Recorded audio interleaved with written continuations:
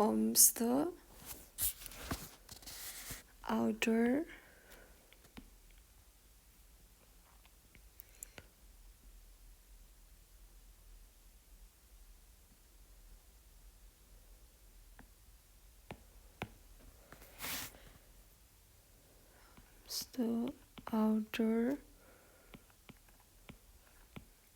layer of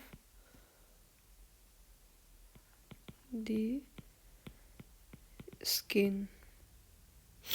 यसको major function चाहिँ के हो भने इट्स मेजर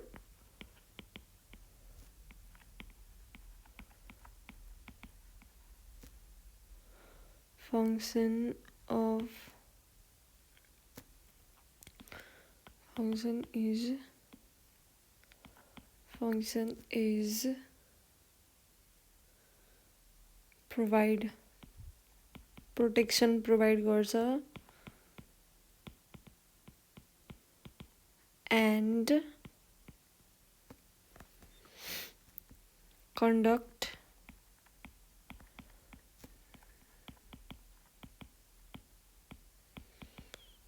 diffusion भनेको चाहिँ कस्तो प्रोसेस हो भनेदेखि हाम्रो स्किन लेयर भयो सानो सानो पोर्सहरुबाट अक्सिजनेटेड यहाँबाट अक्सिजन पस्छ भित्र डिअक्सिजनेटेड हुन्छ ब्लड भेसल्सहरुमा भएको ब्लड्सहरु डिअक्सिजनेटेड ब्लड्सहरु चाहिँ यहाँबाट अक्सिजन पास हुन्छ यहाँबाट अक्सिजन पास हुन्छ यहाँबाट डिअक्सिजनेटेड ब्लडहरु हुन्छ डिअक्सिजनेटेड ब्लडहरुलाई नै अक्सिजनेट बनाउने काम भनेको चाहिँ के हो डिफ्युजन हो है डिफ्युजन भइहाल्यो अब हाम्रो 2 नम्बरमा छ क्युबेरियल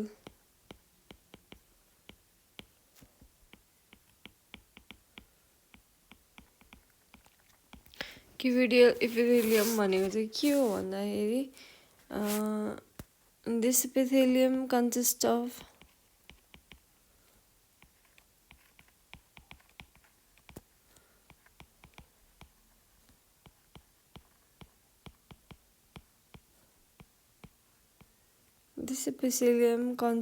a single layer of cuboidal cells है सिंगल लेयर हुन्छ यसमा डबल लेयर हुँदैन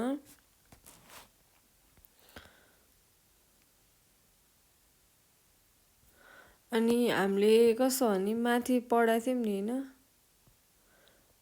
यसको चाहिँ जताकतै हुन सक्छ जता यतातिर न्यूक्लियस हुन नि सक्छ यतातिर न्यूक्लियस हुन नि सक्छ यतातिर न्यूक्लियस हुन नि सक्छ यतातिर न्यूक्लियस हुन पनि सक्छ तर क्युबोइडलमा चाहिँ ठ्याक्क मिडलमा हुनु पर्यो ठ्याक्क एकदम सेन्टरमा हुन्छ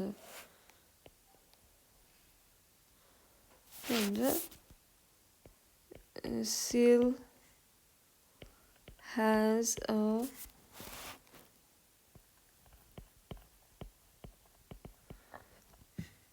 spherical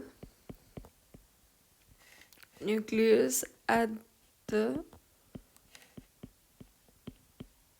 central part है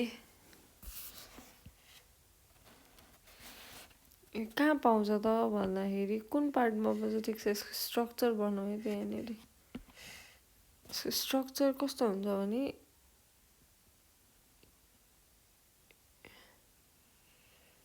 सिंगल लेयर भन्ने चाहिँ एउटा मात्र लेयर हुने भयो है यस्तो यस्तो यस्तो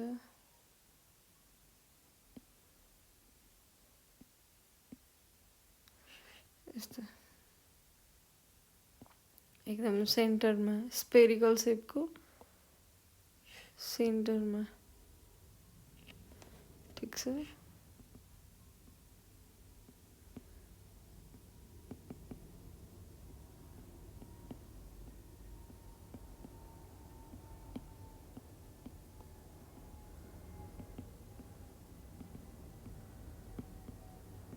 यस्तो हुन्छ क्युबिडलको स्ट्रक्चर चाहिँ हैन।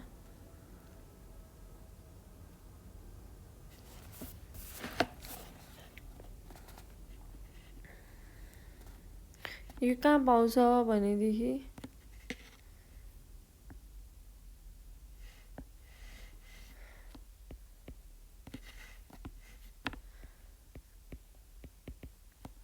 this tissue mainly found in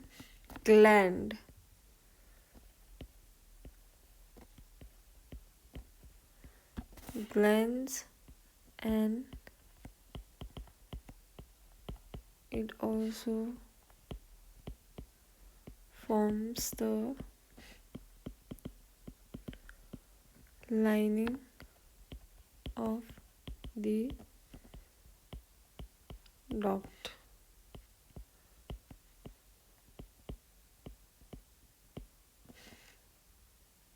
Glands. यसले अर्को के हुन्छ भने यसले अर्को जर्मिनल इपिथेलियम प्रोड्युस गर्छ जुन चाहिँ रिप्रोडक्टिभ सेल्सहरू डेभलप हुनलाई हेल्प गर्छ।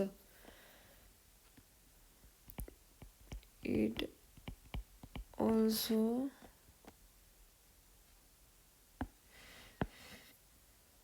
also forms GERMINAL germinal epithelium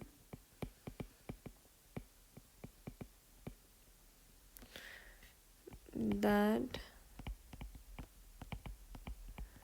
forms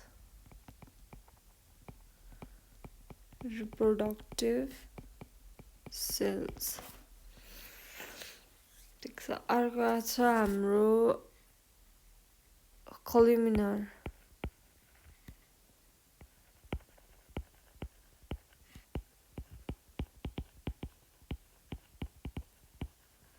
columnar epithelium भनेको कसो के हो भन्दाखेरि it is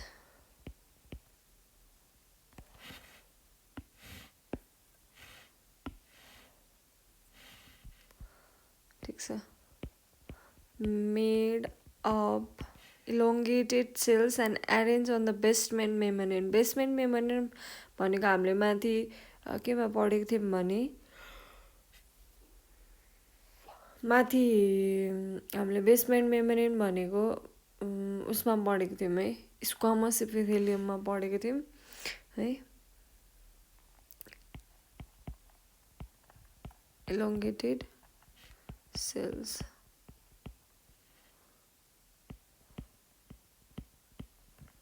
arranged in basement membrane. अर्को छ हामीले माथिल्लोमा पढाएको थियो न्यूक्लियस के छ यसमा न्यूक्लियस स्पेरिकल शेपको छ भनेदेखि यसमा चाहिँ कस्तो शेपको छ भनेदेखि रोड लाइक स्ट्रक्चर इलोंगेटेड नै छ।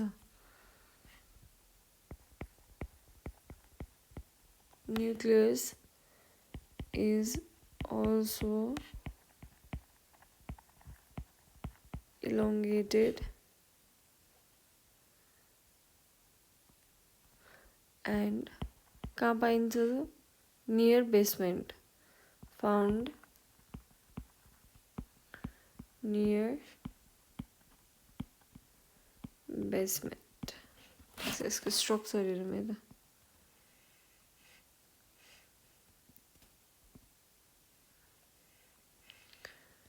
यस्तो छ यस्तो छ यस्तो छ यस्तो छ यस्तो छ यस्तो छ यस्तो छ है के भयो हाम्रो न्यूक्लियस पनि के छ इलोंगेटेड शेपमा छ माथि कलुमनर सरी क्युबिडलमा कस्तो छ क्युबिडलमा स्पेरिकल छ हैन यसमा चाहिँ न्यूक्लियस पनि कस्तो छ त इलोंगेटेड छ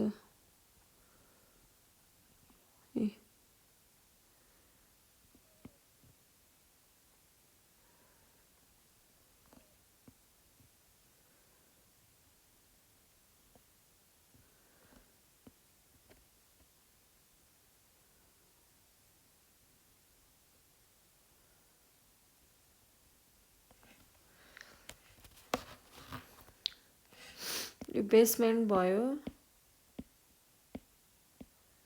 बेसमेन्ट मेम्ब्रेन, यो न्यूक्लियस, अनि त्यसपछि यो भनेको सेल मेम्ब्रेन। ठीक छ।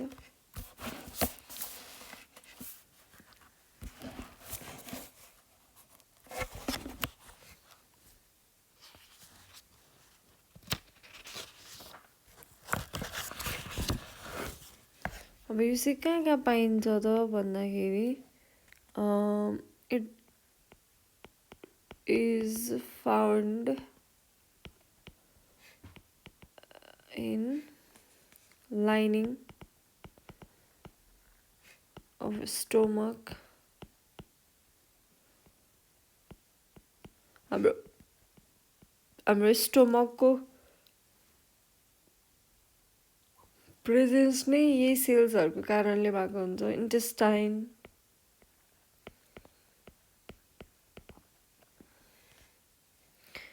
यसले के हेल्प गर्छ भने it helps in absorption of food. ठीक छ। अर्को के हुन्छ हाम्रो टङ्ग्सहरूमा अनि कानहरूमा पनि पाउँछ यो कुनै सेल्सहरू होइन। स्पेसलाइज्ड खालको सेल्सहरू चाहिँ के हुन्छ भनेदेखि हाम्रो कानमा अनि त्यसपछि नाकमा सेन्सेसनमा अनि त्यसपछि खाएको टेस्टहरूलाई सेन्स गर्नको लागि चाहिँ टङ्गहरूमा पनि पाइन्छ।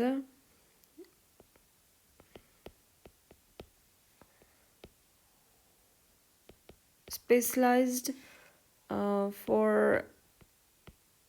SENSORY sensory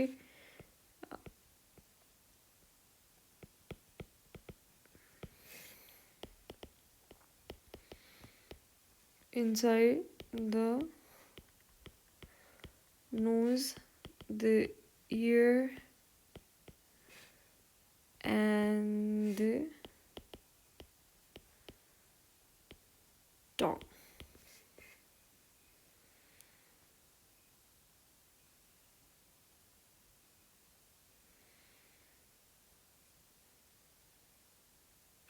अनि हाम्रो पेटभित्र स्मुथ मुभमेन्ट गराउनको लागि चाहिँ के चाहिन्छ भन्दाखेरि एउटा डेन्ड्रम भन्ने पार्टले चाहिँ के प्रोड्युस गर्छ, एउटा certain type of mucus produce गर्छ जसले चाहिँ हाम्रो डाइजेस्टिभ सिस्टमलाई स्मुथ राख्ने काम गर्छ कि। यो पोइन्ट पनि लेखौँ न त।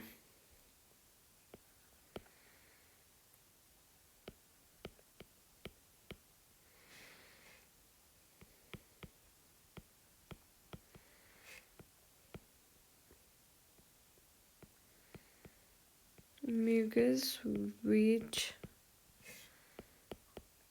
keep the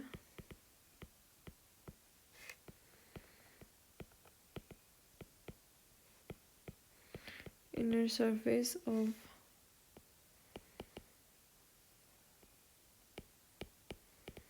digestive system smooth. अर्को छ ciliated.